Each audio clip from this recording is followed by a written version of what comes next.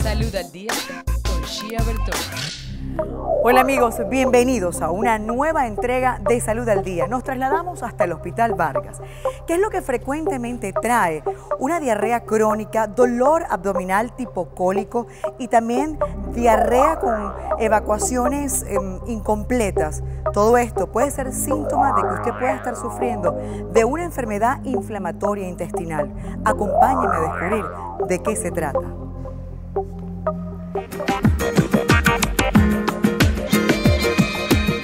Y bien amigos, ya nos encontramos en el consultorio del doctor Guillermo Beitía, gastroenterólogo, jefe del servicio de gastroenterología del Hospital Vargas. Y vamos a conversar hoy, doctor, precisamente de lo que es la enfermedad inflamatoria intestinal. Claro. Muchos están sufriendo últimamente de esta enfermedad. Una de las cosas que más nos llama la atención es que en Venezuela, específicamente, esto está aumentando, la frecuencia de pacientes. Es así. ¿De qué se trata esta enfermedad?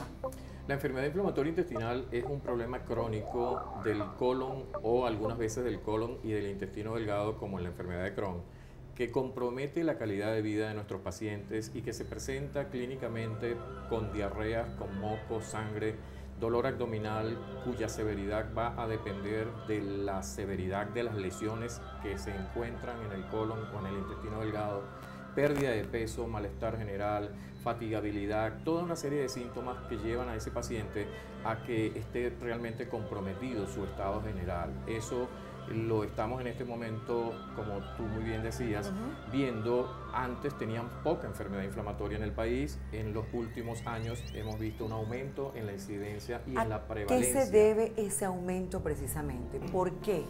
¿Qué estamos haciendo que nos lleve a eso? Sí, eso es una muy buena pregunta, porque muy probablemente los cambios de la vida moderna nos están llevando con ese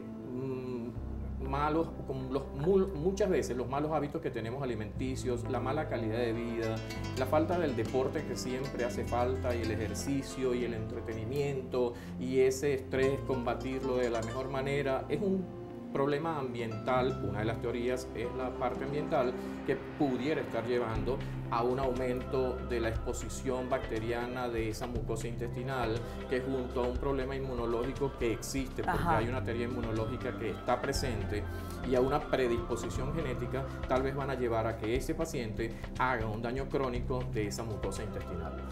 Usted me decía hace un momento que esto está, o que esto se puede englobar en dos, si pudiera decir, en dos tipos de enfermedades. Exacto. Cuando hablamos de enfermedad inflamatoria intestinal nos estamos refiriendo a la rectocolitis ulcerosa y a la enfermedad de Crohn. ¿Cuál es la diferencia entre la rectocolitis ulcerosa? Lo podemos ver acá. Aquí afecta el colon solamente, la enfermedad rectocolitis ulcerosa. Algunas veces no afecta completamente el colon, sino una parte de él. La enfermedad de Crohn afecta desde la boca hasta el ano. Y la diferencia es que las lesiones en la enfermedad de Crohn son segmentarias, y en la enfermedad rectocolitis ulcerosa es una afectación continua.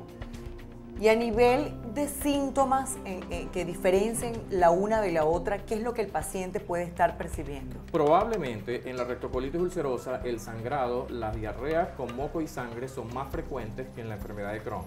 Probablemente en la enfermedad de Crohn vamos a tener más malabsorción intestinal, más diarrea crónica, porque el compromiso más severo en ellos es de intestino delgado, a diferencia de la rectocolitis ulcerosa, donde el compromiso más frecuente es del colon, como lo podemos observar acá.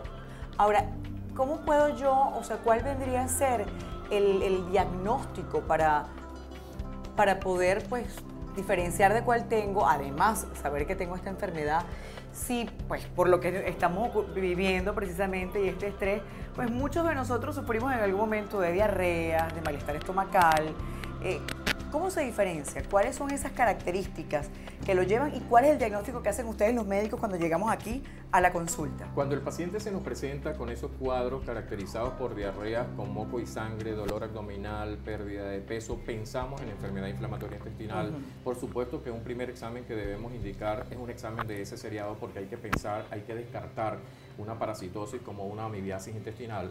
Es importante el comentario porque algunas veces tenemos la historia clínica que el paciente nos refiere que hace tantos meses le diagnosticaron una amibiasis y volvió 3 meses después y le dijeron que era una amibiasis y semanas después otra amibiasis. Ese paciente ya tenía una enfermedad inflamatoria intestinal, lo que pasa es que la amiba algunas veces se sobrepone al cuadro de inflamación crónica.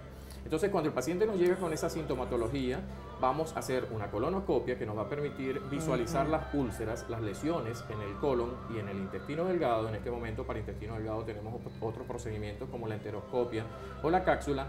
Con esos procedimientos y la toma de la biopsia ya tenemos elementos importantes que nos permiten orientarnos en la parte diagnóstica. Esto no tiene nada que ver, doctor, con tantas otras enfermedades que hay en el estómago, como por ejemplo úlcera, gastritis, que también tiene que ver con esta época moderna en la que estamos afectando totalmente nuestro estómago, nuestras vías digestivas. No, sí, indiscutiblemente también tiene que ver con ese aspecto de los cambios de la vida moderna, pero no hay relación entre la enfermedad inflamatoria y la enfermedad ulceropéctica. Ya la enfermedad ulceropéctica se relaciona más con el Helicobacter pylori. Acá tenemos múltiples teorías. El origen, cuando nos ponemos a hablar del origen de la enfermedad inflamatoria, se mantiene como una enfermedad idiopática, es decir, que todavía no se le conoce una causa precisa. Pero cuando analizamos la fisiopatología de la enfermedad, nos conseguimos lo que decíamos hace unos minutos.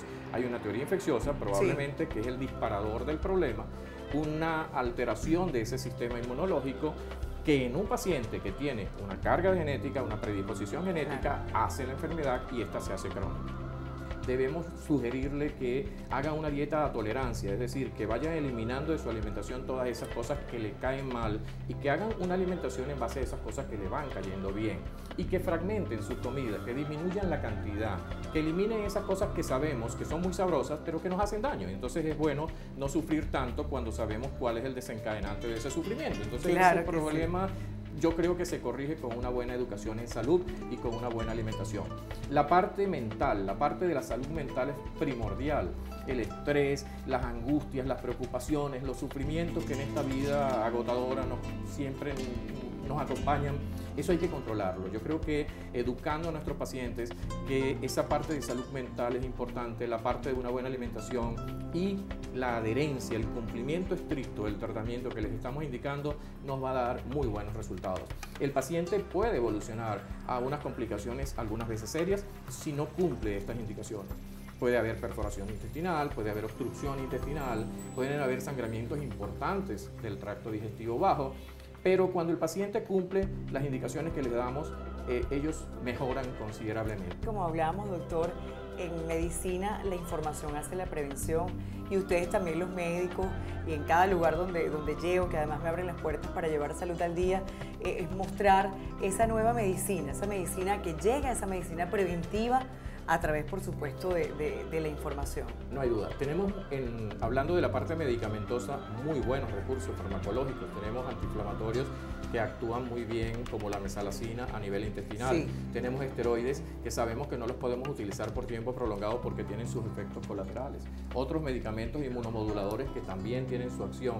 Están llegando unos medicamentos biológicos que probablemente pudieran ir al origen en sí de la enfermedad. O sea que desde el punto de vista terapéutico tenemos buenas cosas y lo que queremos es que los pacientes nos acompañen en esa parte educativa, en ese cumplimiento de las normas que les estamos dando, que hagan una muy buena alimentación, que traten de vencer ese estrés, combatir el estrés de la mejor manera, buscar alternativas, ocupar su tiempo en cosas productivas, hacer trabajo comunitario, que muchas veces ¿también? Eso nos ayuda Doctor, muchísimas gracias de verdad por permitirme entrar acá, recibir a todo mi equipo y además una vez más poner énfasis en que la buena alimentación, el ejercicio y tener sin duda alguna algunas herramientas que nos ayudan a combatir el estrés va a ser la forma de, no solamente esta enfermedad a la que estamos hoy acá con usted, sino todas las enfermedades, alejarlas. Vamos a una pausa, regresamos y seguimos revisando el mundo de la salud, que tan amplio es y que tantas cosas tengo para traerles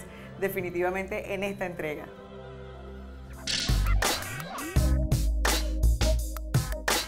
Salud al día con Shia Bertoni.